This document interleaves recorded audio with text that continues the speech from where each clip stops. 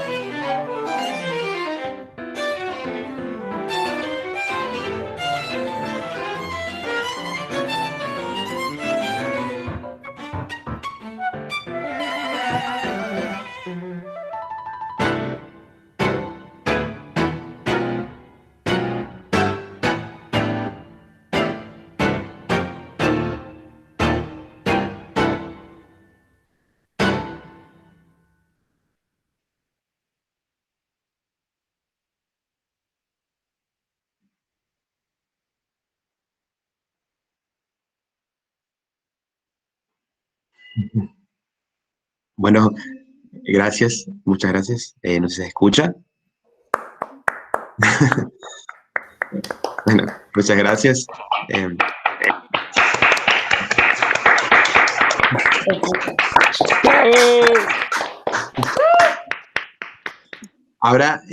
ahora procedo con la otra composición, las tres piezas para piano.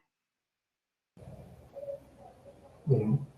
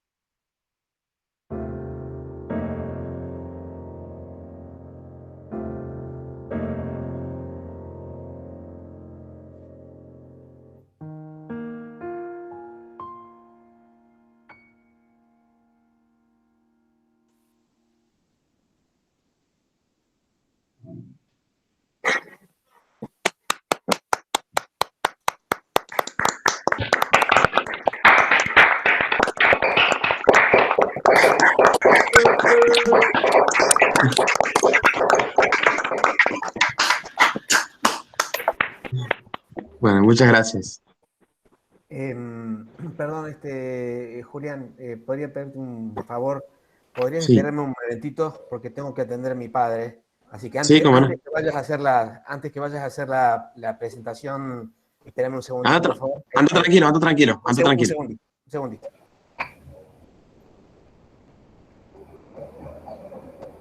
Muy bien, Julián. Gracias, Bueno, Leandro. no sé si ahora si querés comentar algo en la defensa de la obra tenés que presentar otra cosa, si querés ir preparando algo de eso. Sí, lo que sí ahora es presentar un PowerPoint que explique Bien. un poco la investigación. Así que espero que vuelva Juan y ahí sigo con la presentación. Sí, sí, sí, yo decía para que lo vaya poniendo nomás, para que ya no sea Ah, tan vale, complicado, ¿eh? No sea tan vale, buena idea. complicado que sea. Ahora voy a dejar, ahí está, ahí no estoy transmitiendo más, ¿verdad? No, perfecto. Eh, Perfecto.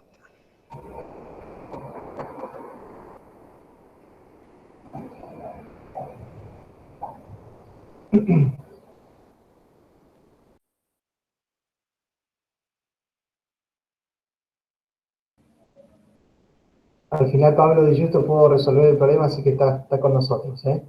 Ah, No buenísimo, lo me ve. alegro un montón. Ahí. Me alegro un montón. Eh, Sí, acá estamos, justo. Te Hola, saludo un Pablo. poco tarde, pero sí, pude entrar un poquito despacio. Buenísimo, me alegro mucho. Hola, hola, hola a todos. Después les comento cómo fue mi experiencia. Toda una obra de arte. Me imagino.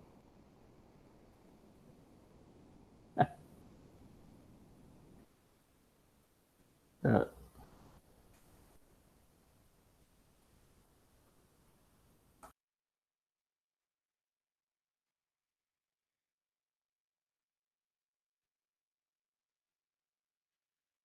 Ahí está.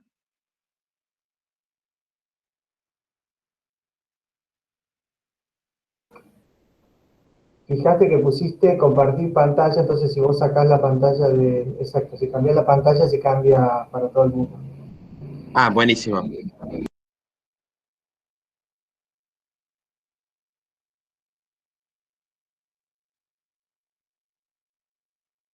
Cuando vuelva Juan, me avisan y yo sigo. ¿Les parece bien? Ese ahí dejó la cámara sin Sí. apagar, así que se ve perfecto cuando va a volver. Ah, buenísimo, buenísimo.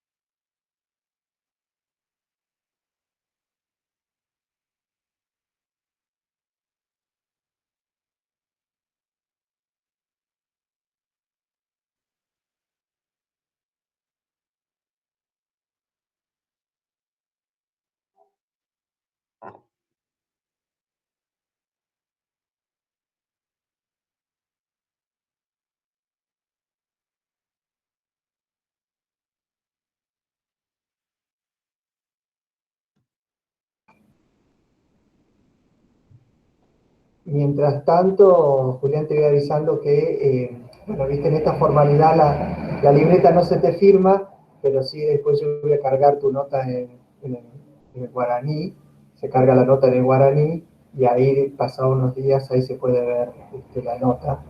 En el caso de que esté todo ok, sería ese el procedimiento. ¿Ya? Buenísimo, Leandro. Gracias.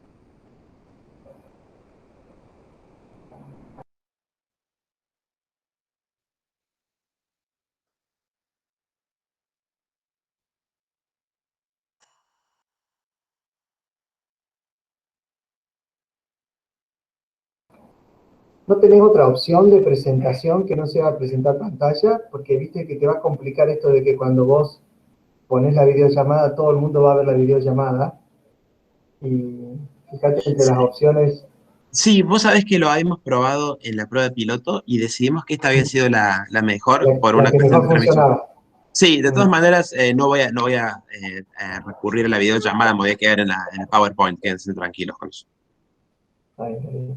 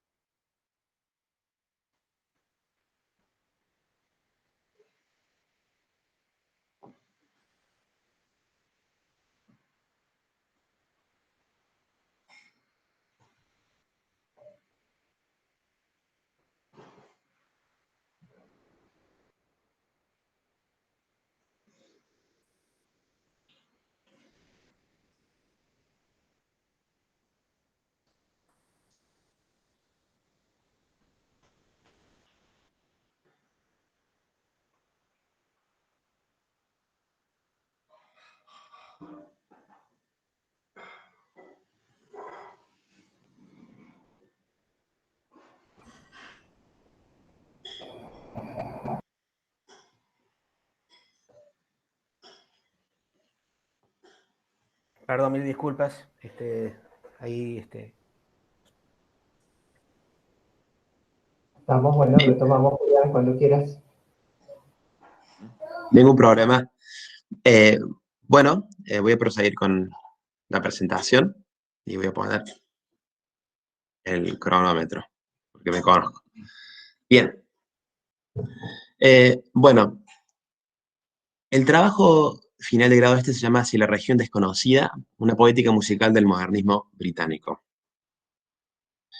El tema de investigación trata a la música de tradición escrita británica, que es un tema complejo y con cierta problemática que voy a empezar a exponer. Por empezar, hay una falta de antecedentes similares en universidades latinoamericanas. Hay cierto escepticismo en círculos académicos sobre la viabilidad de este campo. punto sobre el que me voy a explayar a continuación. Y hay una ausencia de bibliografía en español para quien quiera estudiar este tema, que no facilita, digamos, el alcance al público. ¿Cuáles fueron los objetivos durante este proceso? Bueno, por empezar a realizar una serie de composiciones musicales a partir de la transferencia de las técnicas compositivas percibidas en el modernismo británico. A partir de esto, establecimos relaciones de continuidad entre las cualidades del pastoralismo y el avant-garde británico, dos corrientes y movimientos sobre los que me voy a explayar también a continuación, explotando las posibilidades del piano y el conjunto de cámara, como acaban de escuchar. Y por último, la de diseñar un dispositivo de composición que trabaje a partir de estas técnicas y procedimientos compositivos, entre los que están principalmente las lógicas rotacionales, epílegos internos y ciertas referencias extramusicales. La metodología a la hora de la realización de este trabajo fue la de un proceso de creación e investigación.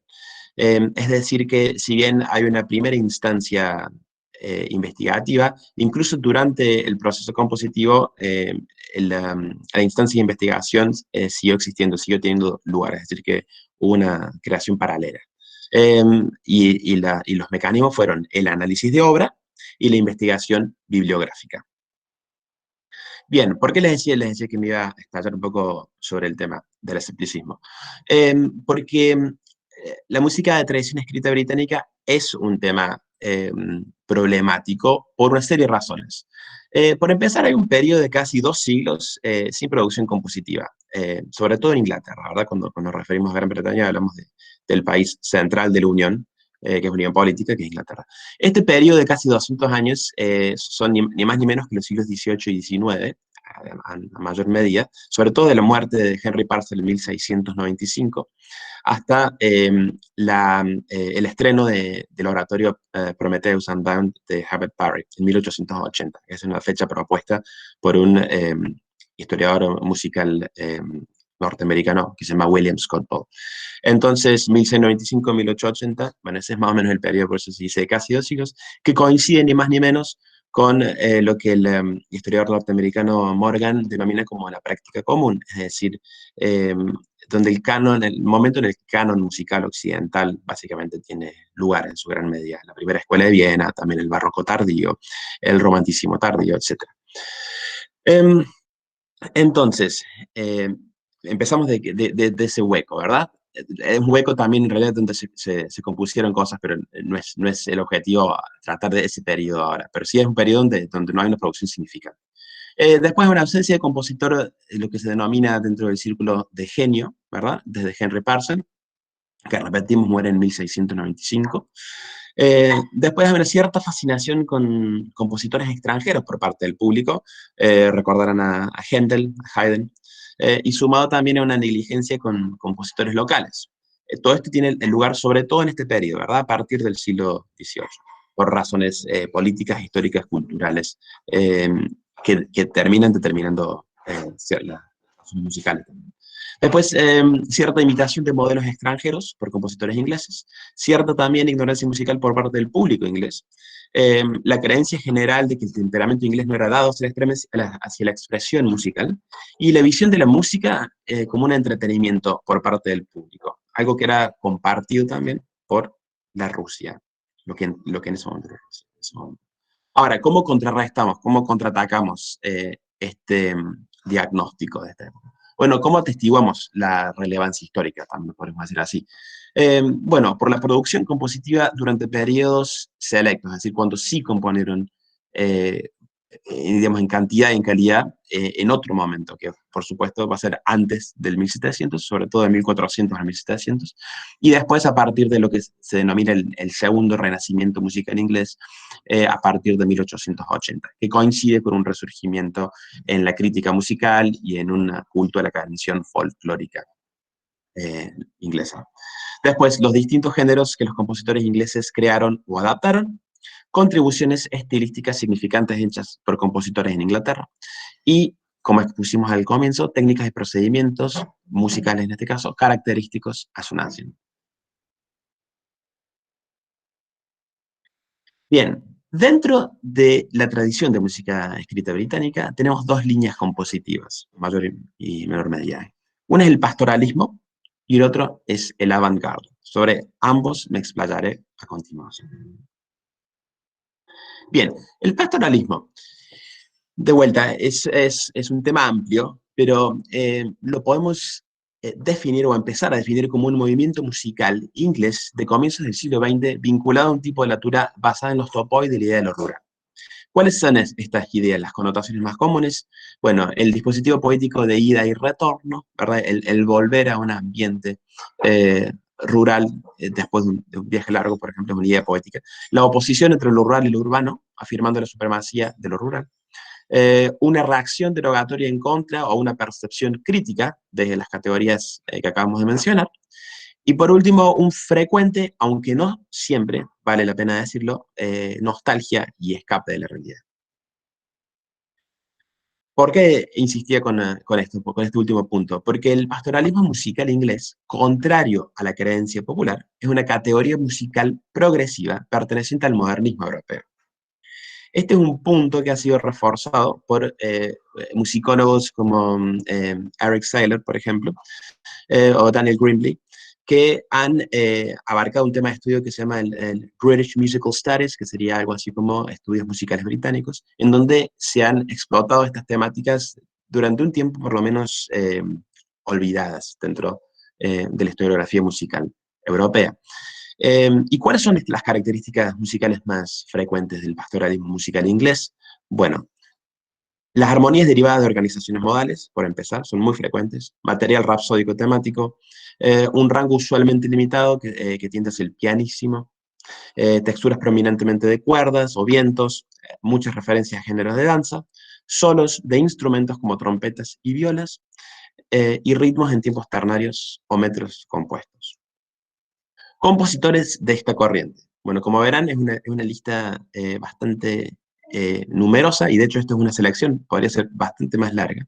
Pero lejos de querer hacer un compendio, la idea de esta diapositiva en particular, ¿cuál es?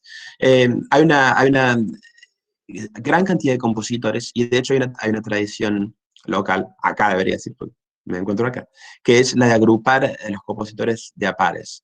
Entonces, los primeros exponentes del pastoralismo dentro del segundo renacimiento musical inglés han sido Elgar y Delius, por ejemplo, compositores ambos que escriben su obra a fines del siglo XIX y comienzos del XX. Una segunda camada es la de Vaughan Williams y Holst. Nos vamos a enfocar particularmente en el legado de Vaughan Williams, que escriben su música, también, digamos, básicamente es un canon un poco más amplio desde fines del siglo XIX hasta entrado ya en la segunda mitad del siglo XX. Y después una tercera camada con Michael Tippett y Benjamin Britten. Podríamos ir agrupando de a pares, sobre todo en el avant-garde, después voy a continuar con esta tendencia, pero esos son los compositores más importantes, creo yo. ¿Por qué dije que íbamos a hacer hincapié en la figura de Ray Vaughan Williams? Porque es de mi entender que este compositor sintetiza la búsqueda y suple la ausencia de un compositor de genio que tenga la orquesta como medio principal y que compense la ausencia de continuidad musical e histórica durante el periodo que mencionamos. Es decir, él es una figura que se va a encargar de retomar una tradición musical nacional que había estado apagada durante casi 2 siglos, y va a retomar la llama de la composición musical inglesa y la va a aplicar no solamente en el género de la música vocal, que era siempre el género por excelencia en estas islas, sino también en la música instrumental y en todos los géneros de la música tradicional occidental.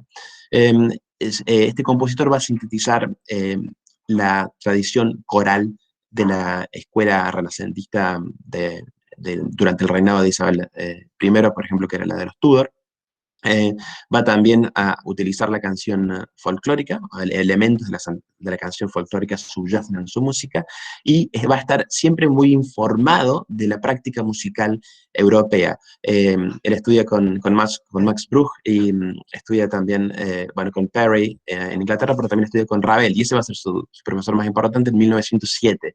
Y es sobre todo a partir de Ravel donde descubre su madurez, y va a orquestar por color y no nota contra nota, como él le enseña. Y es a partir de este momento donde su música empieza a gozar de esta cualidad, digamos, de ser un compositor de primer orden, como se le puede decir. Bien, hablamos del el modernismo y lo pastoral. ¿Por qué decimos entonces que el pastoralismo musical inglés es una categoría progresiva dentro del modernismo? Bueno, por su capacidad de modificar los significantes convencionales en maneras que sean relevantes a una cultura contemporánea, pero haciendo alusiones a prácticas del pasado, en un contexto musical y cultural contemporáneo. Ese punto es clave para entender a, eh, a la producción compositiva de estos individuos, no como escapismo ni como nostalgia, sino justamente como una continuidad histórica situada en un contexto contemporáneo. El pastoralismo musical inglés exhibe, o también a veces esconde, en sus manifestaciones más radicales, tensiones entre impulsos internos y externos, nociones de Englishness, que es un término muy abstracto sobre el que cuesta mucho encontrar consenso entre sus distintos autores, el modernismo continental europeo, que a su vez reflejan un diálogo entre abstracción y representación, tradición e innovación, y estabilidad e inestabilidad. Bien, las características más recurrentes del modernismo musical en el pastoralismo inglés son la omnipresencia de la disonancia, el disciplinamiento o el confinamiento del lirismo, la utilización de impulsos rítmicos mecánicos conflictuados o no domesticados, abstracción temática, patologización de la expresión subjetiva a las estéticas de lo pastoral y lo místico, y por último un balance entre fuerzas de fragmentación y diversidad por un lado, y fuerzas cohesivas de integración y unidad por el otro. Bien, el avant-garde británico. A ver, muchas veces se habla acá de que, cuando digo acá, perdón, me refiero el círculo musical académico europeo, no sé si existe tal cosa, pero en el ámbito de la musicología local, de que los ingleses suelen llegar tarde a las fiestas, haciendo alusión a que tienen una respuesta tardía a una innovación técnica o estilística continental. Bueno, este definitivamente es el caso, porque el avant-garde británico comienza con la generación del 34, que se va a dividir en la escuela de New Music Manchester y New Complexity, digamos, que surge después por ejemplo, de la primera escuela fundacional de Darmstadt, con Nono, con Stockhausen, Boulez y compañía, en la segunda posguerra, exactamente. El caso del avant-garde británico emerge como una reacción al pastoralismo. Es decir, como ellos también se sintieron compositores británicos, pero que de alguna manera no querían tener nada que ver con Vaughan Williams y con compañía. Después va a haber una cierta reconciliación, pero al comienzo tiene una postura muy radical. Entonces emerge como reacción al pastoralismo y tiene un grado de involucración más directo con las innovaciones técnicas y estilísticas del continente europeo en la segunda posguerra. Y como dijimos, hay muchas escuelas dentro del movimiento. El segundo punto es importante porque cuando decimos un grado de involucración más directo, recordarán que acabo de exponer que la práctica musical de los compositores pastorales estaba muy informada, y eso es cierto, pero lo que podríamos decir como la radicalización del lenguaje que tiene lugar en esta época era resistida por estos compositores. Por eso, por ejemplo, Wilfrid Mellers los define como conservadores renovadores, es decir, gente que todo el tiempo procuraba ampliar, renovar, actualizar su música y que sin lugar a dudas está al tanto de lo que sucedía en las vanguardias musicales europeas, pero que tenía cierto escepticismo musical. De vuelta, son compositores complejos, con obras complejas, pero lo que quiero decir con este punto es eso. En este caso, esa reserva no existe. Son de escuelas distintas, pero no existe. Bien, dentro entonces de la vanguardia, dijimos, tenemos New Music Manchester, donde está Bert Whistle, Maxwell Davis y Alexander Goer. También se le conoce como la generación del 34, ¿está? Que coincide también, por ejemplo, con la muerte de Elgar y, si no me equivoco, Holst también, entonces es visto como un punto de decisión. New Complexity, de vuelta Brian Fahrenheit, Michael Finney, James Stewart, Richard Barrett y compañía. Son conocidos por ser compositores ingleses radicados en Darmstadt entre 1982 y 1992. También se habla de la invasión inglesa de Darmstadt, y son compositores que llevan la escritura musical hacia una nueva dimensión de una complejidad y una radicalización del lenguaje musical considerable. Y después, bueno, dentro del serialismo tenemos a Richard Rodney Bennett, que también va a escribir música de cine. Dentro del espectralismo tenemos a Jonathan Harvey, una figura muy importante que va a estar radicada en IRCAM también durante un tiempo. Dentro de la música experimental tenemos a Cardew, Parsons y Skepton, que van a fundar los primeros dos, la Scratch Orchestra, por ejemplo. Dentro del minimalismo es interesante porque esta es una de las pocas fiestas a las que los ingleses no llegan tarde, ellos son más fundadores de esta, y una figura muy particular que también incursiona en la música de cine es Nyman. Y por último, y esta es una corriente central, porque esta quizás es la que mejor representa este grado de reconciliación entre ambas corrientes, es la del neopastoralismo, con compositores como Oliver Knassen, Mark Anthony Tannage, Julian Anderson, George Benjamin y compañía, que van a asumir, se encuentran en una posición histórica distinta a la de sus antecesores, y eso también les da el privilegio de poder sintetizar las corrientes y definirse nacionalmente de una manera distinta, ¿verdad? En cuanto a que van a poder incorporar elementos musicales de ambas tradiciones, y sin tener que hacerse la pregunta de ¿soy un compositor británico o no? Tan audazmente quizás como sus predecesores. Bien, dentro de las técnicas y procedimientos más recurrentes en el modernismo musical británico, tenemos la llamada forma rotacional, o estructura rotacional, perdón, sobre la cual voy a exponer también brevemente a continuación. La retórica de la música de salir del discurso que crea para sí misma, utilización de epílogos como secciones y gestos resolutivos, la articulación por juxtaposición, el carácter sincrético y editivo de lógicas episódicas, la aplicación de elementos de su poética musical como cadencias con reminiscencias modales y finales al diente, exploración tímbrica como motor formal y el uso del gesto como conducta generadora de movimiento y articulación. Bien, sobre forma rotacional. Este es un proceso formal desarrollado por James G. Pocock y Warren Dassey, que son musicólogos norteamericanos. ¿Qué decían de la forma rotacional ellos? Que era un principio arquitectónico de recurrencia a gran escala, básicamente, en donde hay estructuras rotacionales que se extienden a través del espacio musical, reciclando, y esta idea es clave, una o más veces, con alteraciones, con ajustes, con modificaciones, un patrón temático referencial, que se establece como una sucesión ordenada al inicio de la pieza, o una declaración referencial, y que después se vuelve a tratar.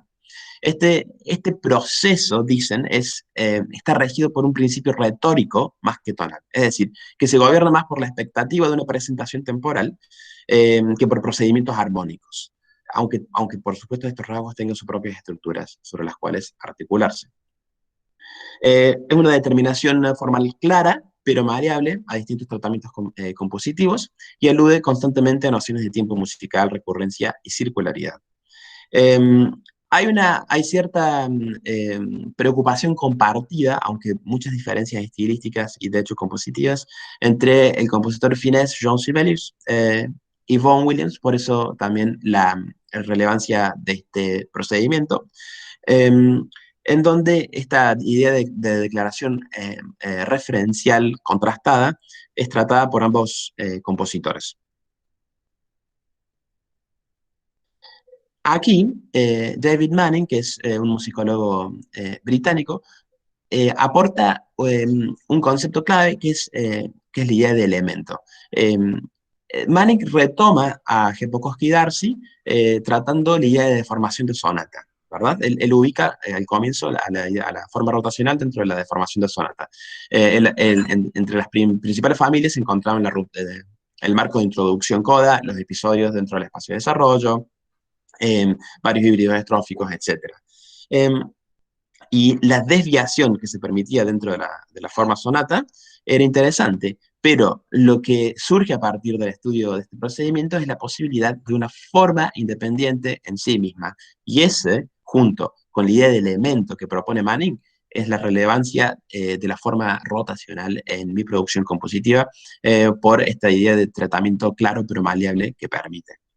Entonces, ¿qué dice Manning? La sustitución de la noción de patrones o eventos musicales, ¿verdad? Que era lo que habían dicho Jepokowski y Darcy, por el concepto de elemento, permite llegar a incluir a parámetros tales como texturas, temas, motivos, figuras cadenciales, y no solamente la idea más motívico-temática, y se desarrolla de acuerdo a un principio de rotación y reciclaje continuo, que la alternación y sucesión de estas unidades permite. Entre las ventajas que nos aporta es la continuidad a través de las secciones estructurales, con el fin de una rotación y el comienzo de otra, no necesariamente causando una ruptura en la música. Esto también va a tener relación con otro de los procesos compositivos, como la idea de la retórica de salir de la música, del discurso que crea para sí misma, perdón, junto con los otros dos procesos que mencioné, que son el epílogo y la articulación por juxtaposición.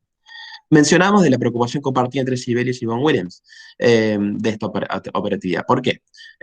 Porque Grimley, uno de los musicólogos mencionados, retoma la concepción de Jepokowski sobre las variaciones circulares de Sibelius y explica que su función como matriz gestacional, en la que sirven como medio dentro del cual se planta una idea diferente y eventualmente se revela o nace un telos completamente formado, es normalmente la expresión climática.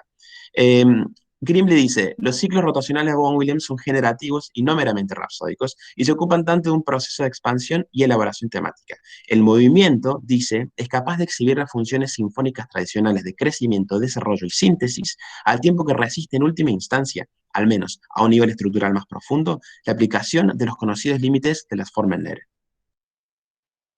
En el caso de Vaughan Williams, y esto lo voy a tocar muy brevemente por una cuestión de tiempo, hay una sinfonía que él también tiene 9 sinfonías, digo también por las semejanzas con la realidad, en las que la tercera sinfonía, que él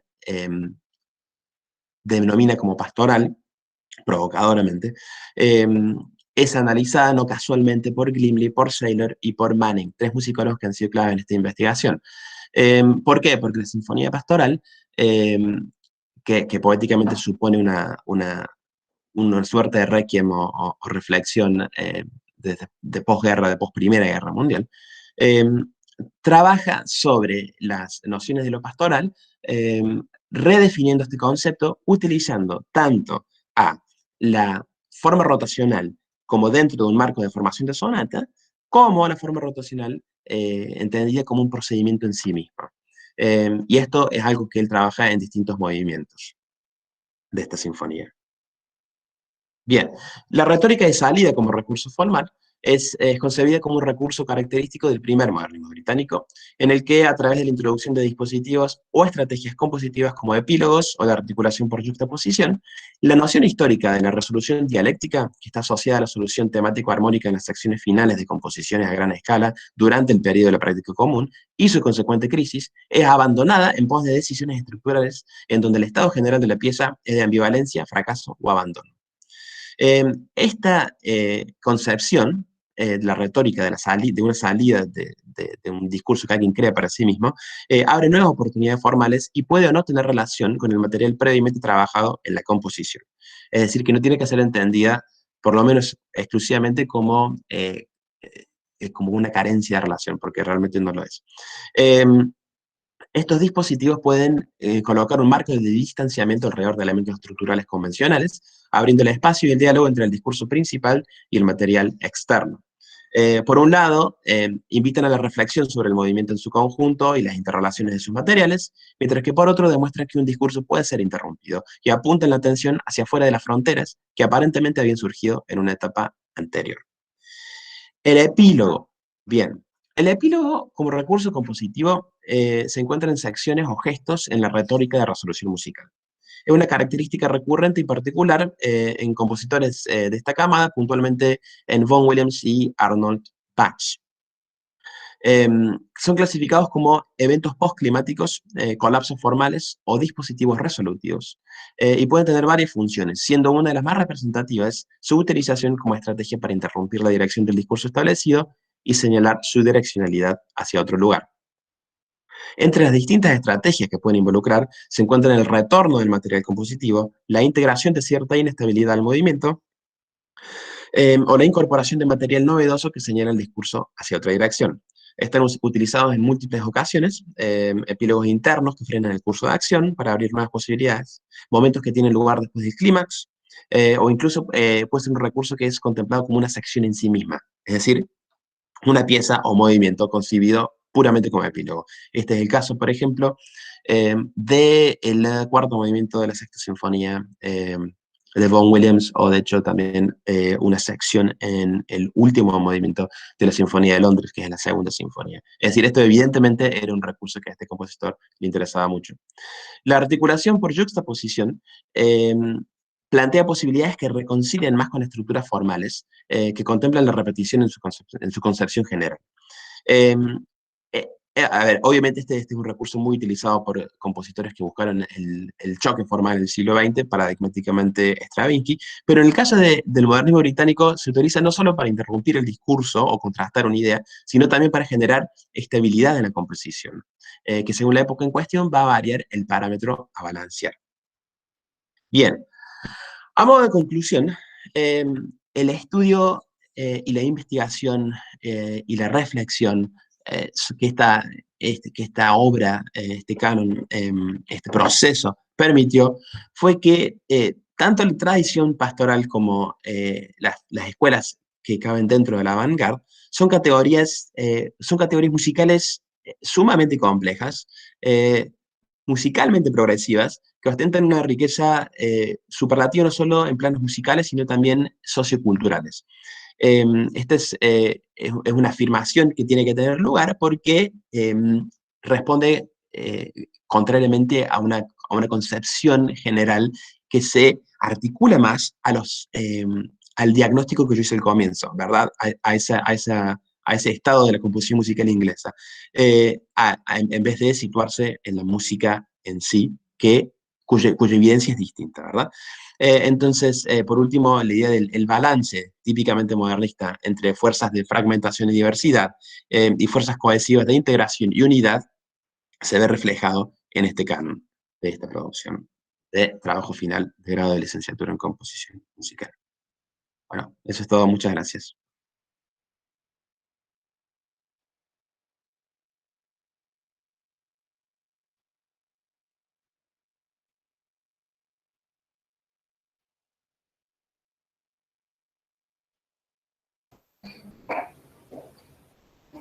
Bueno, entonces vamos a pasar el tribunal puede dar sus observaciones o preguntas, lo que consideren. Vamos a tomarnos un tiempito para eso. No sé quién quiere empezar, pueden pedir la palabra, no hay ningún problema.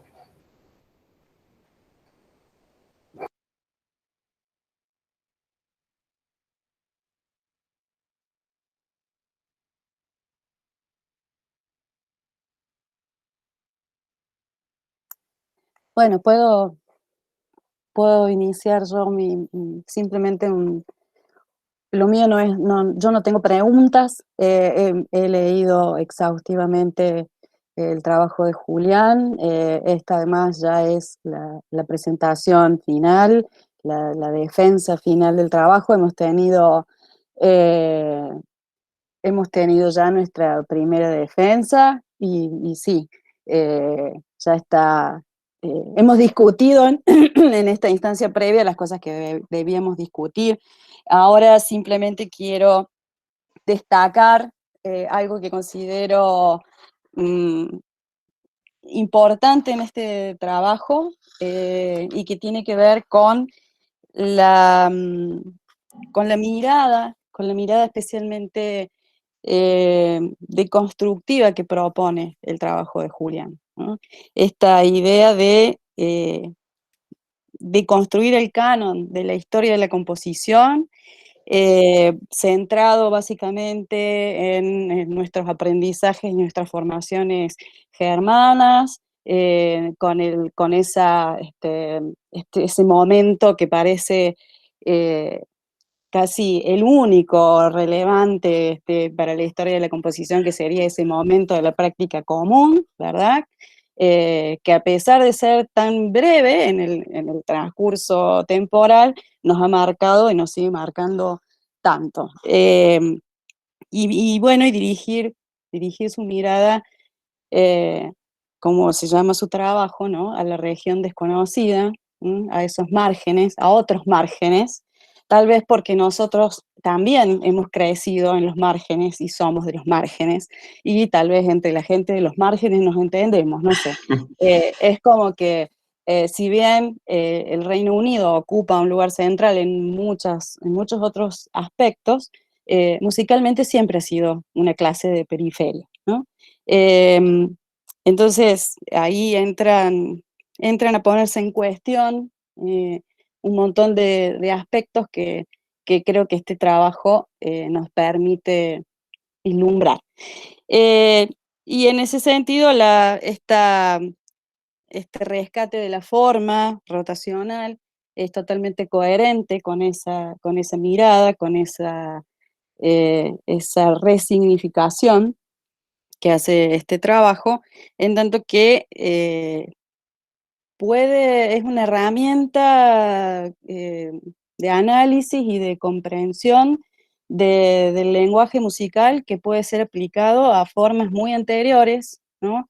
A estas músicas tal vez premodernas, ¿no? Estas músicas antiguas, y conecta entonces muy amablemente, muy eficientemente esos momentos de la historia de la música inglesa que según, ¿no?, la historia de la música serían los momentos en que Inglaterra hizo aportes significativos a esa historia de la composición, con nuestro momento actual, con nuestra sensibilidad actual incluso. Así que, bueno, yo felicito este trabajo y me alegro que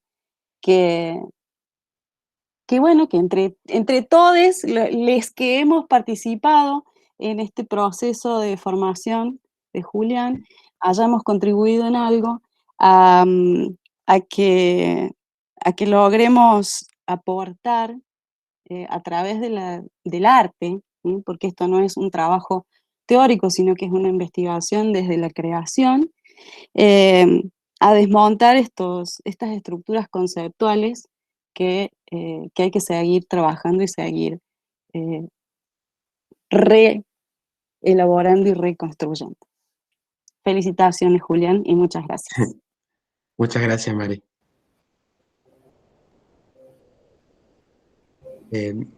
Bueno, muchas gracias. Si quieren hago una pequeña devolución a eso. Sí, cómo no. Bueno, eso, reitero las gracias, la verdad que muy amables todas tus palabras, Mari. Coincido plenamente con el punto central, creo que señalas, que es la idea de centro-periferia, ¿verdad? Que se aplica, digamos, un concepto que se aplica no solo a las artes, sino a las humanidades y bueno, digamos, una problemática existencial. Y creo que, nada, una reflexión primera que se me ocurre es bueno, si costó realmente encontrar esa relevancia histórica artística en un país central como Inglaterra y el Reino Unido, imagínense, obviamente, con países que gozan de menos recursos, que han tenido menos protagonismo o que han sido más oprimidos, etc. Es decir, como esto es como una nota al pie, digamos, en un punto, pero señala digamos, yo creo que abre las puertas a una problemática mayor. Bueno, eso nomás quería decir. Muchas gracias. Bueno, perdón, yo quería decir algo, iba a esperar a ver si terminaban de comentar los miembros del tribunal. Yo no soy parte, pero trabajé con Juan y Julián, lo acompañamos en realidad, hizo el trabajo. Y nada, no quería que se me pase porque es algo muy en línea con lo que dijo Marisa recién. Yo comparto 100% lo valioso del esfuerzo, como de salirse un poco del centro de la música alemana y un poco francesa, de la historia que ellos mismos construyeron, ¿no? Sobre qué es la música. Y en ese mismo gesto yo me iba notando cosas según lo que decías, que me parece como que algo que por ahí excede los límites de trabajo, o sea, ya está, estuvo buenísimo, pero si te interesa o todavía te interesa seguir pensando en este lugar, se me ocurren algunos puntos de fuga un poco que por ahí podrían potenciar en esa dirección.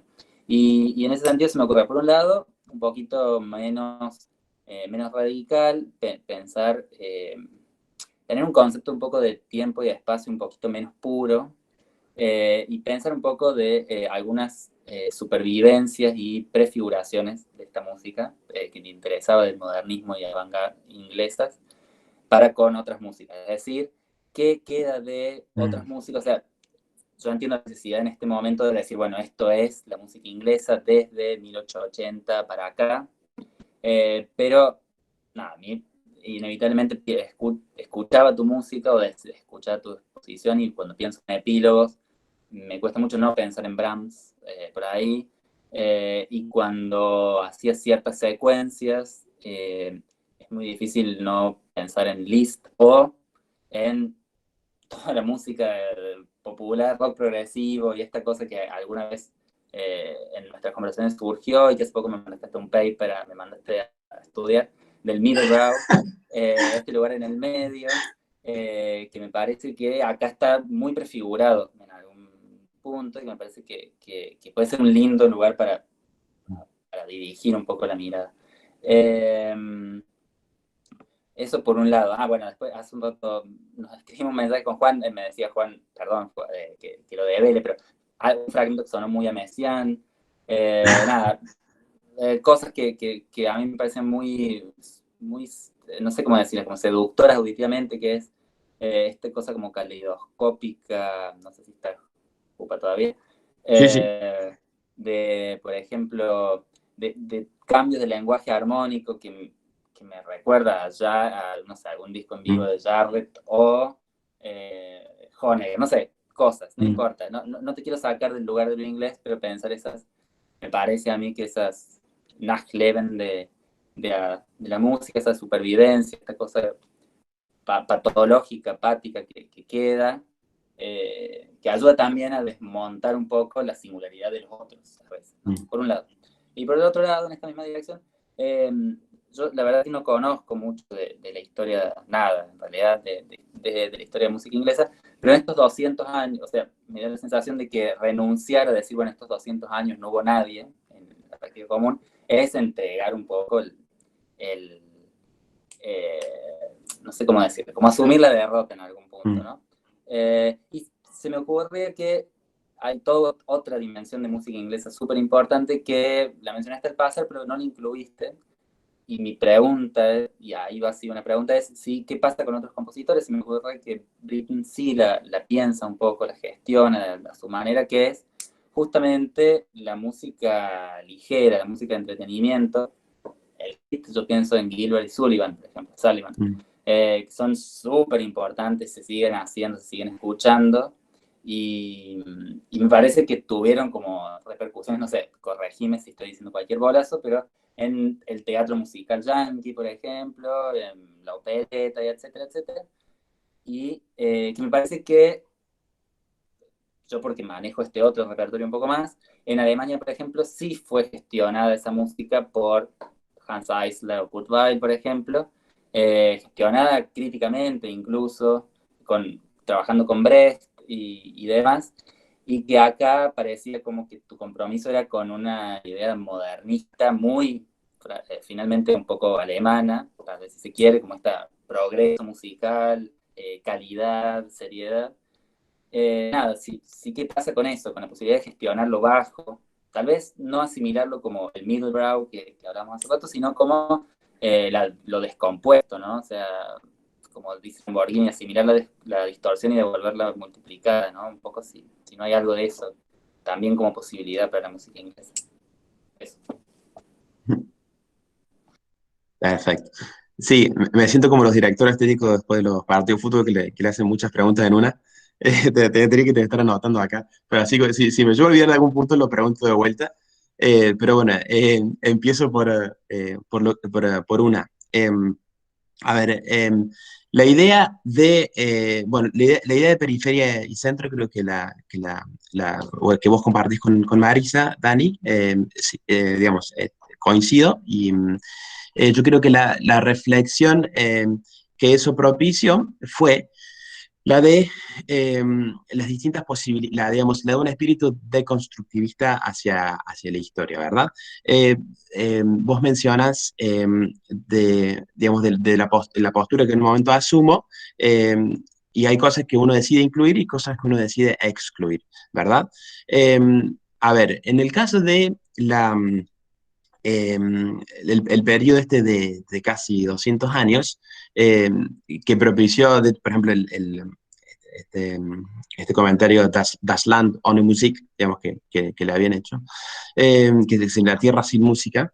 Eh, bueno, tal cual, yo le dije al pasar, no es así, de hecho. Lo que pasa es que eso sí sería producto de otra investigación, pero en realidad, justamente, digamos, uno de los autores centrales de esta investigación, que fue William Scott Poe, dice en su tesis doctoral, que se llama Reclamando una identidad musical para Inglaterra, que de hecho en este periodo la única tradición que continuó ininterrumpida, y de hecho hasta quizás más, digamos, más productiva que el resto de los países europeos, fue la de la música de la liturgia. Fue la tradición coral y vocal que era presente en la iglesia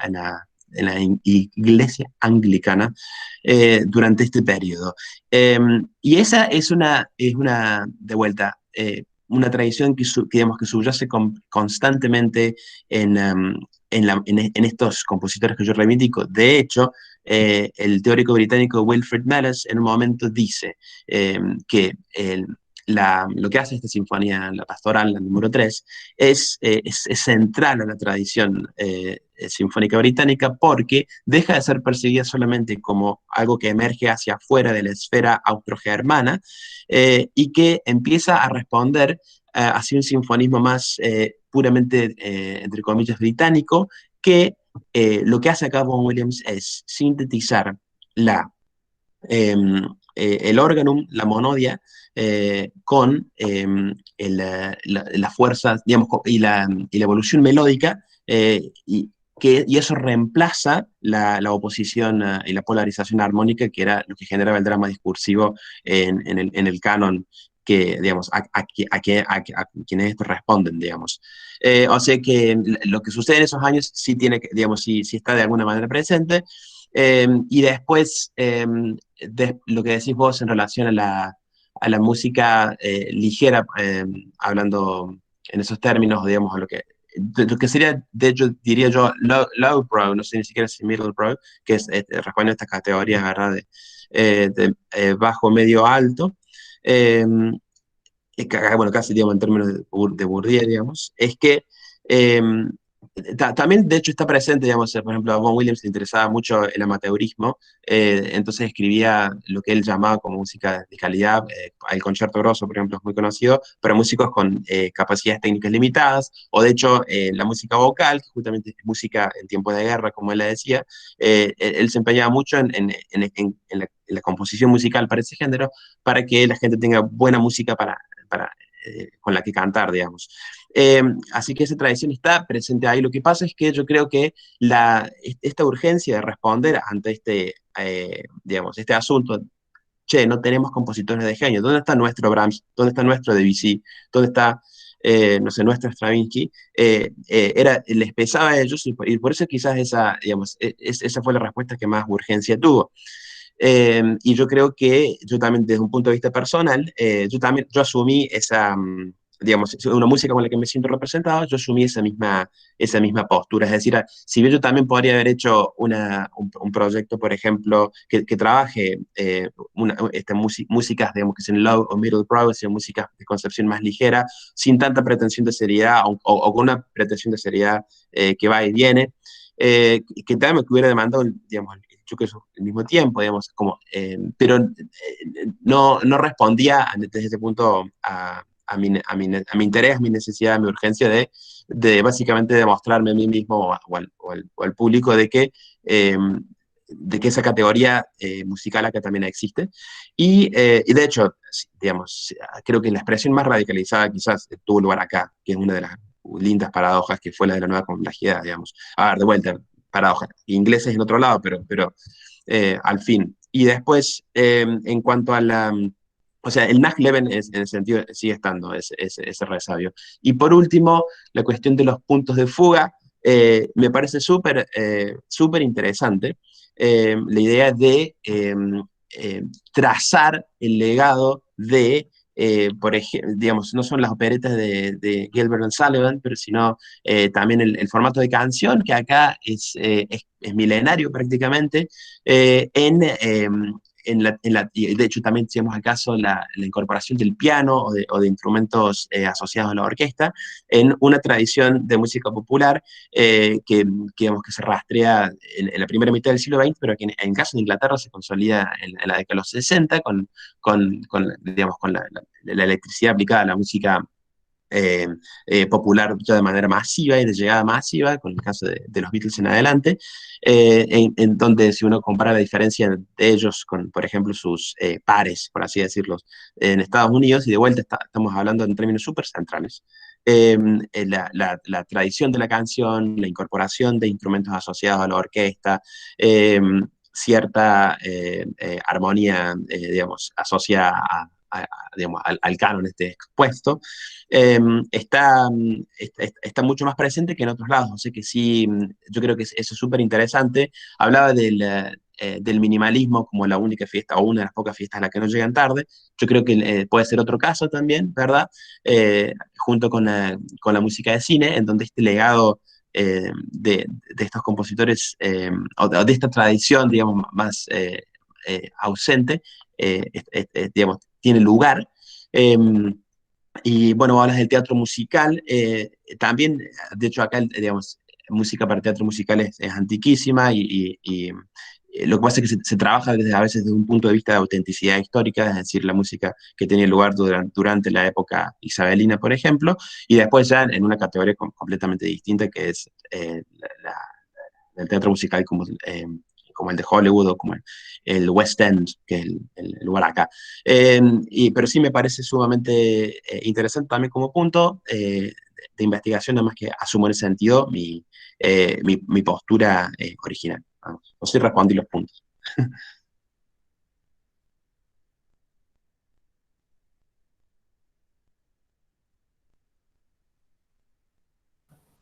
Yo no voy a hacer ningún comentario por el momento. Me reservo, o sea, ni tampoco hacer preguntas. Así como decía, trabajamos con Daniel en el proceso de Julián, que en realidad se dividió en dos partes. Estuvo a punto de encarar el trabajo final antes de irse por primera vez a Inglaterra. Y finalmente estuvimos discutiendo sobre la posibilidad de profundizar mucho más sobre el trabajo y sobre la composición. Cuestión que, bueno, que evidentemente que Julián maduró enormemente, entre tanto, como compositor. Y bueno, después yo preferiría antes que nada, yo no voy a hacer ninguna pregunta particular con respecto a la parte escrita. No sé si Pablo tiene algo que preguntar, y si no, podemos ir a deliberar. Pablo, Bueno, no, Ahí está Pablo, está Pablo. sí, no preguntas, no preguntas estrictamente, que coincido mucho con lo expresado por Marisa al comienzo de este intercambio. Y bueno, tampoco tengo preguntas específicas. Creo que tenemos ahora un momento en que el tribunal se reúne a intercambiar ideas. De mi parte, bueno, de volver a felicitar a Julián por su estupendo trabajo, donde lo que observo es una cohesión rara por lo infrecuente entre sus hipótesis de trabajo y la concreción de su obra o la producción específicamente musical. Naturalmente ahí circulan muchas búsquedas súper interesantes y algunas de esas búsquedas tardan menos y otras tardan más en encarnar, por decir así, en la propia obra compositiva, pero el resultado tiene una cohesión y una organicidad realmente sorprendentes, realmente gratificantes.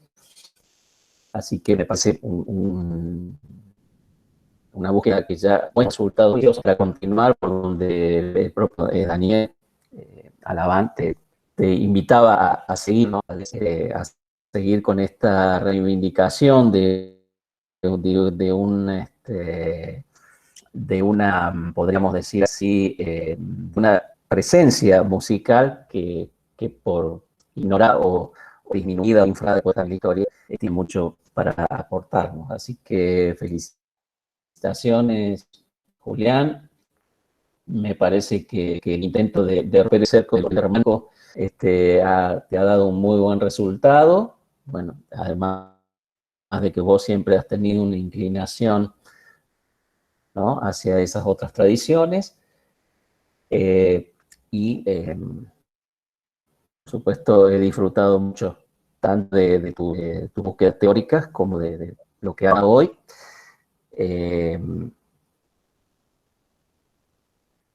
Así que bueno, espero el momento en que podamos intercambiar con los colegas para que te quedes un rato comiéndote las uñas por ahí en un rincón.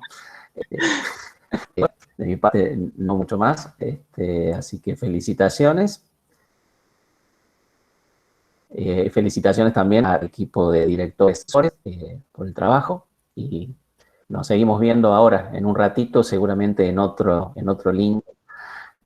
Y después volvemos con vos, Jupa.